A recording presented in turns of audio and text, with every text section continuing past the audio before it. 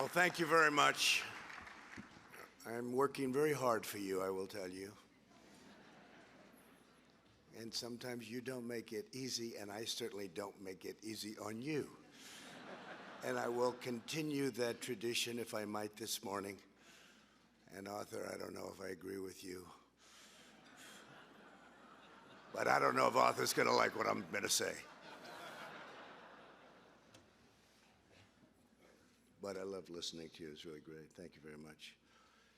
And thank you, Congressman, for the great job you've been doing and the relationship and the help. You're a warrior. Thank you very much. And Kevin, you're a warrior. Thank you. The job you've done is incredible. It wasn't supposed to be that way. A lot of extra work, unnecessary work. It's wonderful to be with the thousands of religious believers for the 68th Annual National Prayer Breakfast. I've been here from the first one, where I had the privilege of being asked. I've been with you for a long time before that, and we've made tremendous progress, tremendous progress. You know what we've done. I don't think anybody's done more than all of us together during this last 3 years, and it's been my honor. But this morning we come together as one nation, blessed to live in freedom and grateful to worship in peace. As everybody knows, my family, our great country, and your president have been put through a terrible ordeal by some very dishonest and corrupt people. They have done everything possible to destroy us, and by so doing, very badly hurt our nation.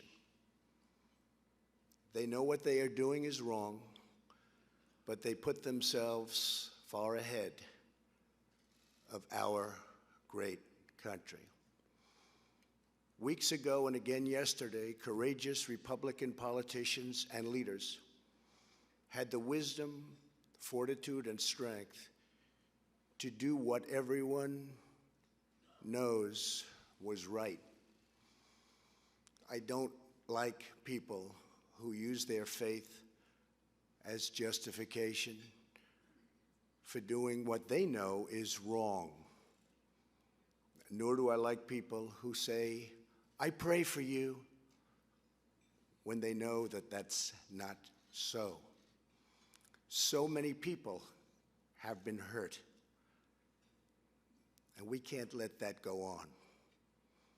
And I'll be discussing that a little bit later at the White House. We're joined today by two people whose faith inspires us all. Our amazing, wonderful friend, Vice President Mike Pence, and his wonderful wife, Karen. Thank you. Thank you, Karen. Thank you to all of our great political leaders out there, so many that I've been working with so hard over the last 3 years, and we've accomplished so much. And to members of my cabinet in attendance, Secretary Mike Pompeo, Mark Esper, David Bernhardt, Jean Scalia, Alex Azar, Ben Carson, Dan Broilette, Betsy DeVos, Robert Wilkie, and Administrator Jovita Carranza. Joining us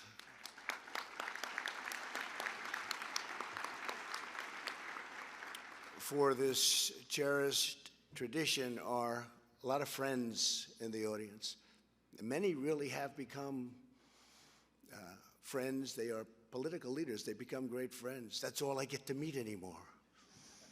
That and the enemies and the allies, and we have them all. We have allies, we have enemies. Sometimes the allies are enemies, but we just don't know it. But we're changing all that. But thank you all, and thank you all for being here. I also want to welcome foreign dignitaries from more than 140 countries. That's something. Something.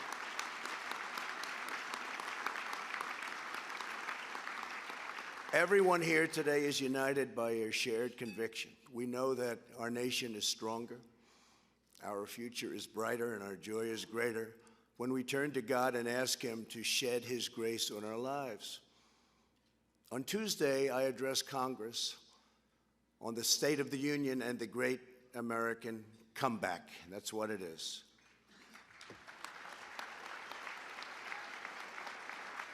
Our country has never done better than it is doing right now. Our economy is the strongest it has ever been. And for those of you that are interested in stocks, it looks like the stock market will be way up again today. According to the latest Gallup poll that just came out a little while ago, a few minutes ago, American satisfaction is at the highest level ever recorded. Can you imagine? And that's from Gallup, no friend of mine. 90% of Americans say they are satisfied with their personal lives. How about that? Isn't that something? Just came out today. They must have known I was going to be here. In everything we do, we are creating a culture that protects freedom, and that includes religious freedom.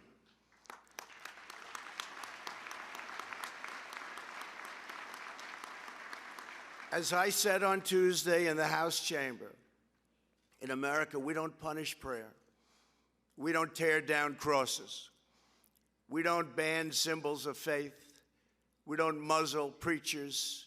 We don't muzzle pastors. In America, we celebrate faith. We cherish religion. We lift our voices in prayer. And we raise our sights to the glory of God.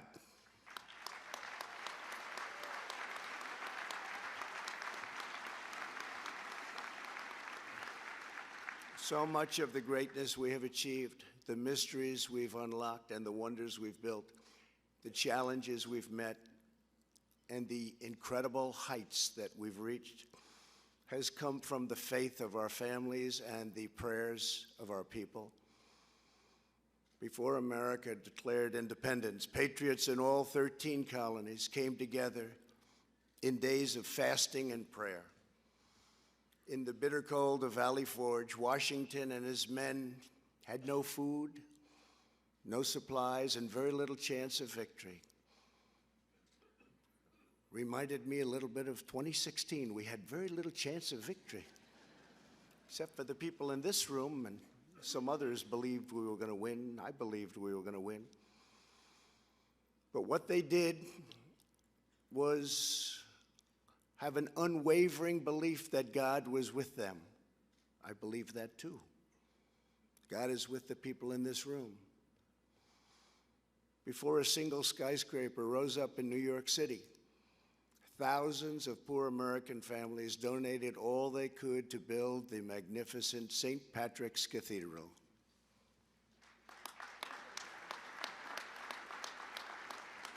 When Buzz Aldrin landed on the moon, he said, "Houston, I would like to request a few moments of silence." Then he read from the Bible. At every stage, our nation's long march for civil rights was inspired, sustained, and uplifted by faith, prayer, and devotion of religious believers. To protect faith communities, I have taken historic action to defend religious liberty, including the constitutional right to pray in public schools.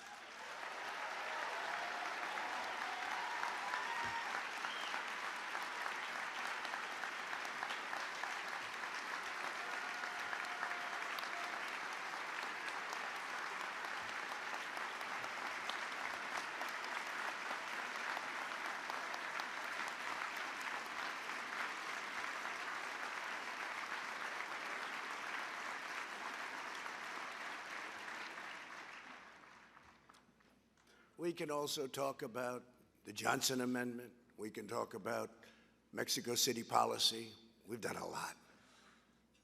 But I also recently took executive action to stop taxpayer dollars from going to colleges and universities that spread the poison of anti-Semitism and bad things about Christianity.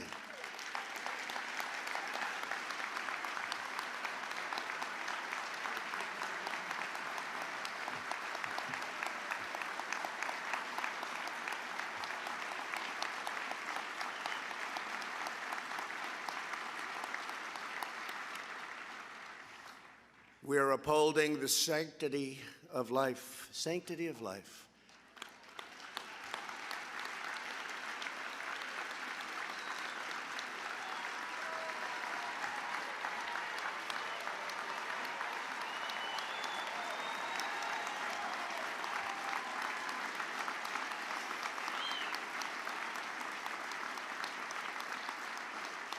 And we are doing that like nobody has ever done it before from this position.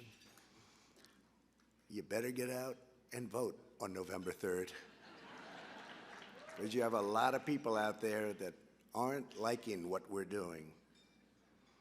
And we're pursuing medical breakthroughs to save premature babies because every child is a sacred gift from God.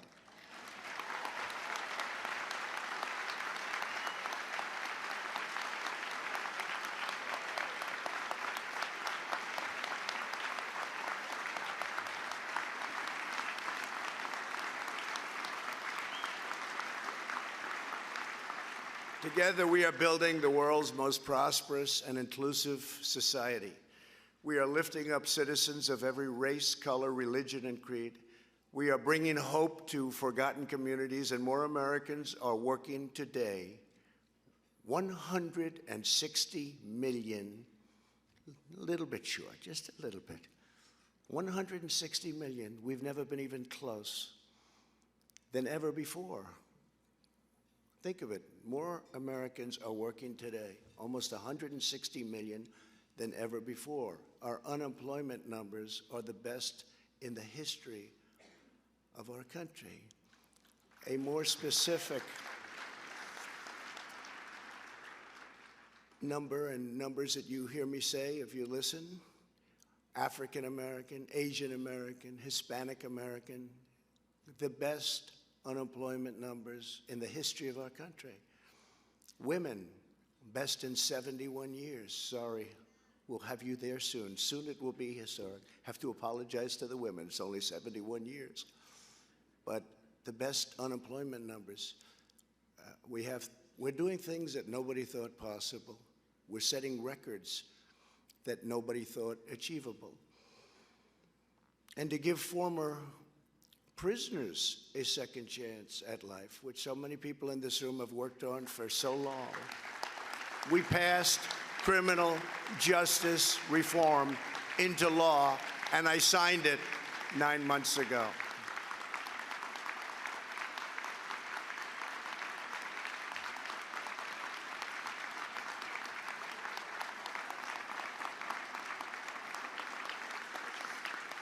And it's proving more and more that America is indeed a nation that believes in redemption. What's happened with prisoners is a miracle. Prisoners would come out, nobody would give them a job. And oftentimes, most of the time, almost all of the time, they'd go back into prison. They'd get caught doing something bad. They had no money, they had no hope, they had no job. Now they're coming out into a booming economy. And employers are hiring them, and to a certain extent, maybe because they're having a hard time getting people. First time in our country's history, actually, we're running out of people. We have plants moving in by the thousands. We have car companies coming from Japan and from Germany, from lots of other places, and we need people.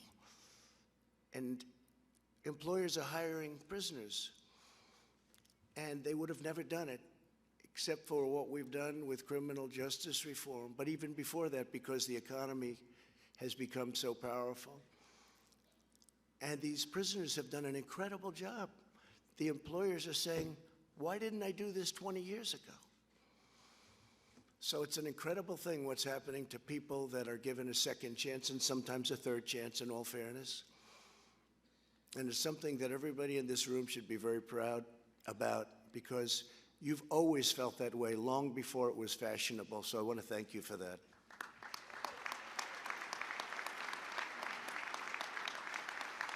As we revive our economy, we are also renewing our national spirit. Today, we proudly proclaim that faith is alive and well and thriving in America, and we're going to keep it that way. Nobody will have it changed. It won't happen as long as I'm here. It will never, ever happen.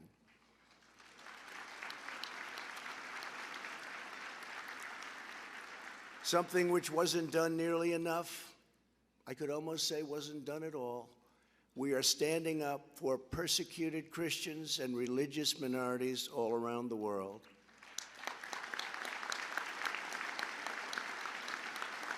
Like nobody has ever done. Last year at the United Nations, I was honored to be the first president to host a meeting of religious freedom. It was based all on religious freedom. That was the first meeting of its kind ever held at the United Nations.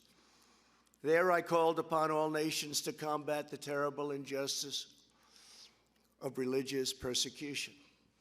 And people listened.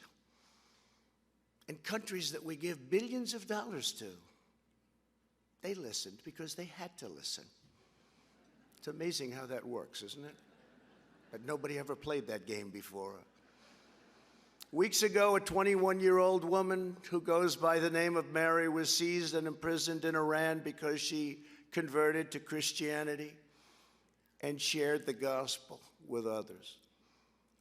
In Venezuela, the dictator Maduro has arrested church leaders. At the State of the Union, I was honored to host the true and legitimate president of Venezuela, Juan Guaido. Good man. I told him that all Americans stand with the Venezuelan people in their righteous struggle for freedom. Yesterday, our administration launched the International Religious Freedom Alliance, the first ever alliance devoted to promoting religious liberty. It was something, really something. More than 25 countries have already joined our campaign. I want to thank Secretary of State Mike Pompeo, along with Ambassador Sam Brownback, who are both here this morning, for leading this historic initiative. Thank you very much. Thank you, Mike. Thank you. All of us here today reaffirm these timeless truths. Faith keeps us free. Prayer makes us strong. And God alone is the author of life and the giver of grace.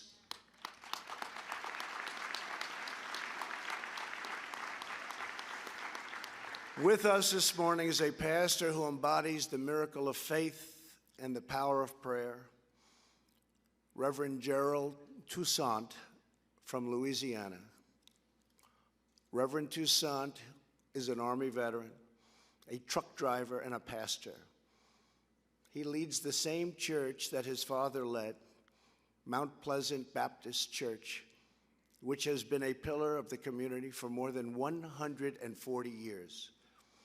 Last year, Mount Pleasant was one of 3 African-American churches in Louisiana that was destroyed in fires set by a wicked, hate-filled arsonist. Yet in the wake of such shocking evil, America witnessed the unshakable unity, devotion, and spirit of Reverend Toussaint and his entire highly spirited, beautiful congregation. Families quickly came together in prayer. Soon, people from all across Louisiana came to help any way they could. Americans in all 50 states and 20 different countries heard about it, and they donated more than $2 million to help rebuild Mount Pleasant and the other 2 churches that were there.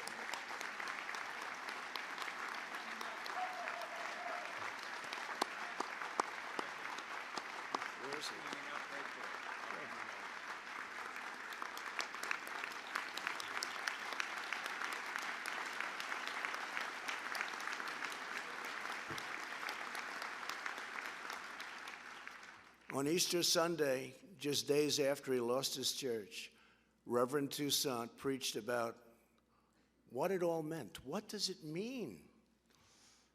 The Easter season, he said, is a fitting metaphor for recent events. It was dark the day that Jesus was crucified. It was dark at night when they burned our church. What has happened since is like a resurrection. Old things are gone, but it's going to be a brand new start, and it's going to be better than ever, Reverend. Better than ever. Fantastic. And today, just 10 months later, the ground is cleared. Careful plans have been made, and they're beautiful plans. And construction is about to begin on the new and very, very magnificent Mount Pleasant Church. Congratulations.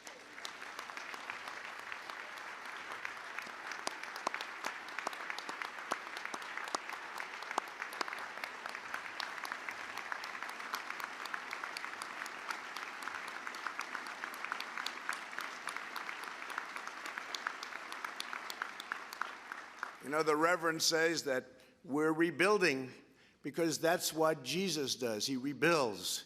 He lives and he breathes. It's what he does. He wants it to be rebuilt. It was torn apart, but it's being rebuilt again, and I'll bet you it will indeed be bigger, better, and nicer than before. What do you think, Reverend? Yes? And it's going to have your mark on it. It did have, and now it have even great. And your father is looking down on you right now, and he's very, very proud of the job you've done. Thank you very much. Very much inspire us, Reverend. Thank you. Well, I want to just thank everybody. This has been very special. Tell your congregation that, and all of your people, that we have 350 million people in our country. They're proud Americans, and they respect what we're doing. Even those that you don't think so much like us, respect us, want to be with us, they're respecting our fight. And we are in a fight.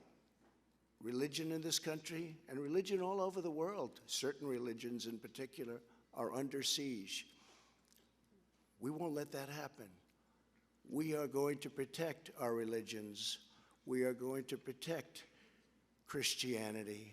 We are going to protect our great ministers and pastors and rabbis and all of the people that we so cherish and that we so respect. America is eternally in the debt of our nation's African-American churches all throughout this country. That's why it's so fitting and so, it's one of the reasons we chose this particular church in Louisiana. For generations, they've bravely fought for justice and lifted up the conscience of our nation, and we're grateful beyond any measure. But I can say that going beyond that, we're grateful to the people in this room for the love they show to religion. Not one religion, but many religions. They're brave, they're brilliant, they're fighters, they like people, and sometimes they hate people. I'm sorry. I apologize. I'm trying to learn. It's not easy. It's not easy.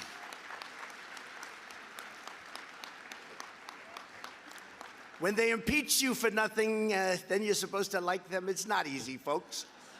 I do my best.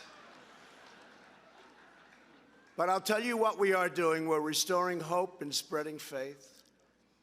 We're helping citizens of every background take part in the great rebuilding of our nation. We're declaring that America will always shine as a land of liberty and light unto all nations of the world. We want every nation to look up to us like they are right now. We were not a respected nation. Just a few years ago, we had lost our way. Our country is respected again by everybody. This morning, let us ask Father in heaven to guide our steps, protect our children, and bless our families. And with all of our heart, let us forever embrace the eternal truth that every child is made equal by the hand of Almighty God. Thank you, God bless you, and God bless America. Thank you all very much. Thank you. Thank you.